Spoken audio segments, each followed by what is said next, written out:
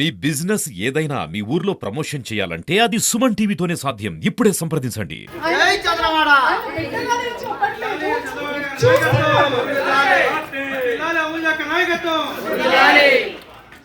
ఇప్పటికీ కూడా వాళ్ళు దాడి రావట్లేదు అంటే ఎలక్షన్ రోజు కూడా వాళ్ళు దాడి చేయడానికి రెడీగా ఉన్నట్టు సంకేతం ఇది. మనందరం కలిసికట్టుగా పోరాడాలి. ఈ టైంలో కూడా ఇప్పుడు కూడా పోరాడకపోతే మళ్ళీ ఆ జగన్మోహన్ రెడ్డి గారికి అలాగే కోమిరెడ్డి గారికి ఇంకో ఛాన్స్ ఇచ్చినట్టు మీరు ఆలోచించాలమ్మా. ఆడబిడ్డలు అయ్యండి. మనము ఒక నిండు ప్రాణానికి ప్రాణం పోసే శక్తి దేవుడు మనకి ఇచ్చాడు.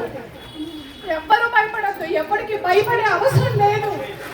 మనమేంటి ఆడబిడ్డలము చెంగు కట్టుకొని నంగా మైకెత్తి పిడికిలు బట్టి ఒక్క చాచి మొహం మీద ఒక్కటి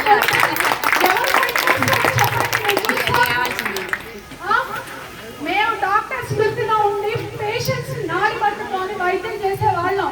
ఈ రోజు రోడ్డు మీదకి వచ్చి ఇంత దారుణంగా అంటే ఇంత ఆవేశంతో మాట్లాడుతున్నాం. మా కంట నీరు తెప్పిస్తున్నారు. ఎందుకు ఆలోచించండి ఒకసారి. ఏదో ముందుగా ఈ రోజు మేము పార్టీలోకి వస్తున్నాము, మళ్ళీ రేపో సాయంత్రం ఎవరో కూడా వస్తాడు.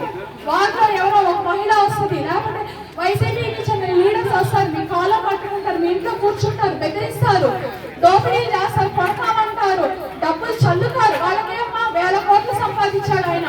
ఏం చేశారు 5 సంవత్సరాలు నర్సరావుకి? మున్సిపాలిటీ ఏది? మున్సిపాలిటీ ఎలక్షన్స్ అవ్వలేదు. మున్సిపాలిటీకి వచ్చే నిధులను ఎటుపోతున్నాయి? 1000 కోట్లు ఎవరి జోబుల్లోకి వెళ్తున్నాయి? ఎవరు కూడా ఆలోచించారా మీరు? ఆలోచించాలమ్మా. ఇవన్నీ పథకాలు డెవలప్మెంట్ ఇవన్నీ పక్కన పెట్టండి.